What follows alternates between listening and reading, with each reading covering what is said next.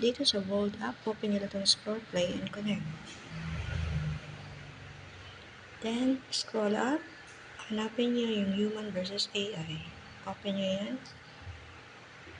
Dito, iko-convince nyo lang yung AI. Kayo yung mananalo. Every week, meron siyang pa-contest. Ngayon, isa ng Smarty Temple. Open nyo yan. Then, meron siyang tanong dito. Kailangan i-convince nyo kayo ang mananalo. Sagutan nyo lang ito na kailangan meron siyang 500 letter. Ayan, ang sagot ko. Meron siyang 498 versus 500 letters. Okay. Every day, meron siyang free message. Ayan, may send daily free message siya. After nito, meron na siyang bayad na 1 word. Okay, depende sa araw. Okay, send ko na. Approve. Ayan, okay na. Mag-decide sa AI kung ilang score ang bibigay niya sa atin. Mababa lang ang convection score natin, 61 lang. Kailangan 100 convection score yan para makuha natin ang pinakamataas na score.